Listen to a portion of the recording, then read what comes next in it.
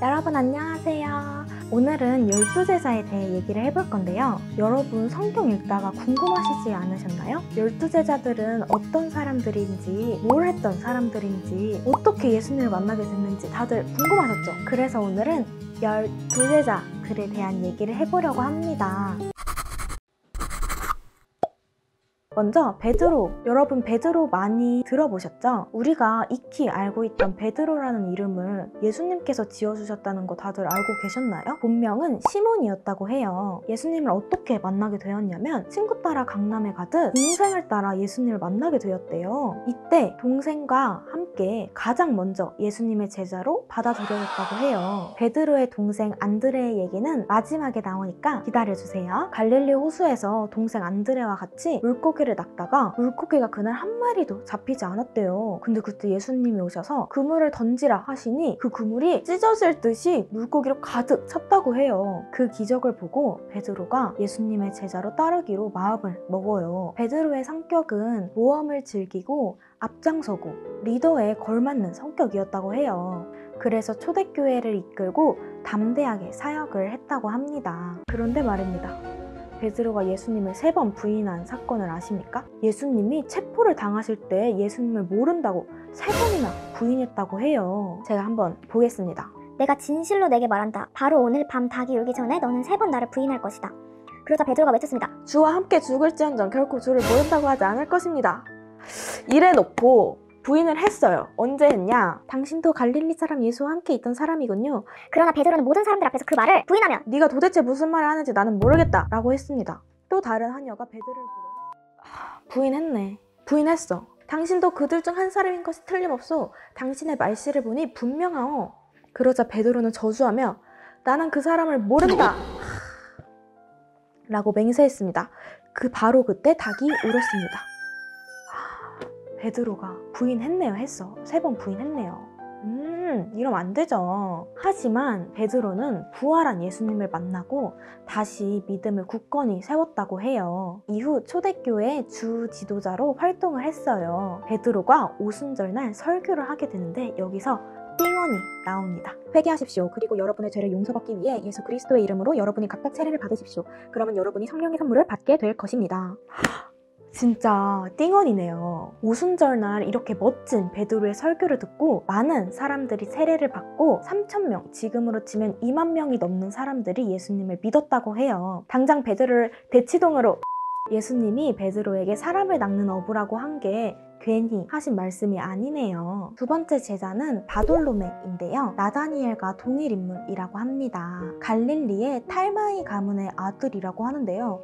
뭔가 좀 있어 보이지 않나요? 이름과 같이 상류층이었고 교육을 되게 많이 받아서 지식층이며 수준이 높은 사람들이랑만 사귀는 사람이었다고 해요. 바돌로메가 예수님과 만난 상황을 한번 상황극으로 보여드리도록 할게요.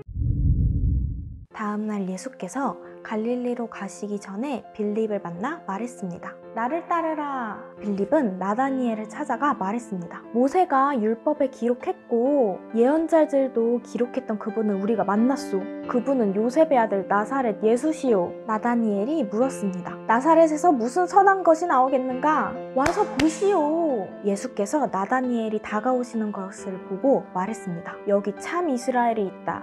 여기 거짓된 것은 없다. 아니, 저를 어떻게 아십니까? 너가 빌립을 만나기 전 너가 무화과 나무 아래 있는 걸 내가 보았다. 랍비여, 당신은 하나님의 아들이시며 이스라엘의 왕이십니다. 너무 발령기였죠, 여러분? 그래서 이렇게 나다니엘과 예수님이 만나게 되었습니다. 나다니엘, 바돌로메는 되게 생각한 바를 그대로 표현하는 사람이었대요. 사람이 간사하지 않고 오롯이 정직했대요. 왜냐면 예수님의 말씀을 듣고 바로 즉시 신앙 고백을 하였고 영적인 그 통찰력을 지니고 있던 사람이었대요. 그리고 예수님의 제자가 되고 예수님이 가시는 곳마다 같이 가서 제자 훈련을 받았다고 합니다. 다음은 야고보인데요. 야고보는 12제자 중에 2명인 거 아시죠? 근데 제가 지금 말할 야고보는 여러분들이 잘 아시는 그 야고보, 세베대의 아들 야고보입니다. 이 야고보는 사도 요한과 형제이고 베드로와 같이 어부 생활을 하기도 했다고 해요. 앞에서 말했듯이 베드로와 요한과 물고기를 낚는 그런 와중에 예수님이 오셔서 이 세 명을 모두 낚아셨다고 해요. 재밌지 않나요?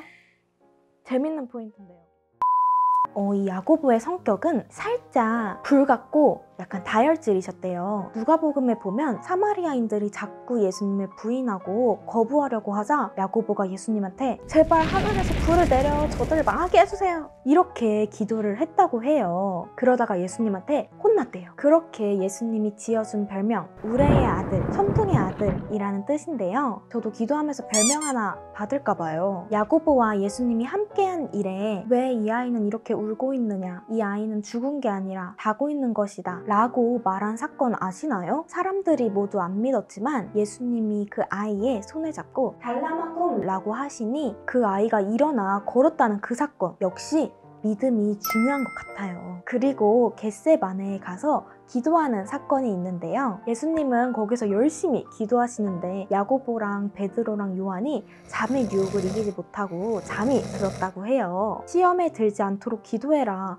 마음은 간절한데 육신이 약하구나. 이렇게 혼내셨다고 해요. 야고보와 요한은 예전에 정치적인 메시아라고 생각해서 예수님이 천국에 가시면 옆자리에 앉혀달라고 그런 얘기를 했었어요. 그렇게 세상의 지위를 구하려던 사람이었지만 예수님이 부활하신 모습을 보고 하나님의 나라를 위해 목숨을 기꺼이 바치며 그런 활동을 하는 사람으로 변했다고 해요. 12 제자 중 예수님을 위해 가장 먼저 순교하셨다고 하니 정말 대단한 사람인 것 같아요.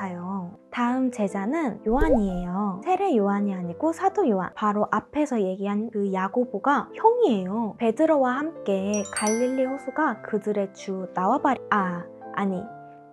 무대였어요. 예수님을 만나게 된 건 게네사렛 호수에서 그물질을 하다 예수님을 만났어요. 요한의 성격은 살짝 불같아서 천둥의 아들이라고 불리기도 했대요. 제자들은 다들 한 성격 하시나 봐요.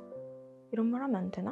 하지만 주님의 사랑으로 인해 인격과 성품이 바뀌고 사랑의 메신저로 섬겼다고 해요. 아참! 그리고 요한은 제자들 중 최연소라고 합니다. 이른 나이에 성공하셨네요. 영앤 리치? 예수님의 유월절을 준비하는 베드로를 도왔고 최후의 만찬에서 예수님의 품에 의지했다고 해요. 그만큼 예수님이 요한을 많이 아끼셨나 봐요. 예수님이 십자가에 못 박히셨을 때 아래에 요한과 마리아가 보고 있었는데 그때 예수님이 요한에게 이제 이분이 너희 어머니시다 라고 말씀하셨어요. 그 이후 요한이 마리아를 계속 모셨다고 해요. 이후 사도들 중 가장 먼저 예수님의 빈 무덤을 보았고 예수님의 부활을 봤다고 해요. 그 이후 베드로와 함께 예루살렘에서 병든 자를 고치며 사역을 이어나갔다고 해요. 하지만 이때 박해가 심해져서 에베소로 가서 요한복음의 요한서신을 작성했다고 해요. 여러분, 요한복음뿐만 아니라 요한계시록도 요한이 작성한 거 알고 계시죠? 요한과 베드로는 영원한 동역자로 초대교회에서 계속 사역을 했다고 합니다. 역시 동역자. 참 중요하죠? 다음은 빌립인데요. 빌립의 직업도 어부였습니다. 다들 어부인 직업이 되게 많네요. 예수님이 갈릴리로 떠나기 전 빌립을 만나 말씀하셨어요. 나를 따르라 라고 말씀하시고 그 이후 제자가 되었답니다. 그의 성격은 계산적이고 치밀하고 이성적이고 논리적이었다고 해요. 이 성격이 오병이어의 기적에서 잘 나타난다고 하는데요. 예수님이 광야에서 5,000명을 먹은 방법이 있을까? 라고 질문을 하셨어요. 사실 이 질문은 빌립이 어떻게 하나 보려고 하신 질문이셨어요. 그때 빌립은 각 사람에게 조금씩 받더라도 떡이 부족하다고 말해요. 진짜 이성적인 대답이죠? 이때 안드레가 한 아이에게 5개의 떡과 2마리의 물고기가 있다고 얘기해요. 이후 예수님은 감사기도를 드리고 앉아있는 사람들에게 원하는 만큼의 떡과 물고기를 줬다고 해요. 이때 5,000명을 나눠주시고 12바구니나 가득 찼다고 해요. 진짜 대박이죠. 이때 빌립은 주님을 믿는 믿음이 무엇인지, 주님을 의지하는 게 무엇인지 알게 됐대요. 또 빌립은 예수님이 부활하시고 오순절 마가 다락방에서 성령을 받는 경험을 했대요. 빌립에 관한 말씀은 사도행전 8장 5절에서 6절에 있는데요. 빌립은 사마리아에 있는 한 도시에 내려가서 사람들에게 그리스도를 전했습니다. 빌립의 말을 듣고 그가 일으키는 표적들을 본 사람들은 모두 그의 말을 주의 깊게 들었습니다. 이 말씀처럼 빌립은 열심히 복음을 전하고 또 기쁨으로 사역을 했다고 해요. 자, 마지막으로 이번 제자는 안드레인데요. 안드레는 말했다시피 베드로의 동생이에요. 안드레는 남자다움, 용감한이라는 뜻을 가지고 있대요. 과연 안드레는 이름처럼 용감하고 남자다웠을까요? 먼저 안드레의 본 직업은 베드로와 같이 어부였다고 해요. 근데 이 기적을 경험하기 전에 안드레는 예수님을 만났었는데요. 원래는 세례 요한의 제자였던 안드레가 세례 요한에게 예수님의 얘기를 듣고 예수님을 따라가 대화를 나누면서 예수님이 그리스도라는 확신을 가지게 돼요. 그 이후 가장 먼저 예수님을 따르는 사람이 되었다고 해요. 예수의 능력을 조금도 의심하지 않고 큰 믿음과 사랑을 가지고 있는 소유자라고 얘기를 하는데요. 그 믿음과 사랑으로 베드로뿐만 아니라 많은 친구들을 예수님께 인도했다고 해요. 안드레는 베드로와 같이 훌륭한 설교자는 아니었지만 사람들에게 예수님을 알리고 전하는 전달자로서의 역할을 아주 잘 했다고 해요. 그는 자기를 바로 볼 줄 알았고 자기보다 훌륭한 사람을 추천하고 미력을 보였다고 합니다.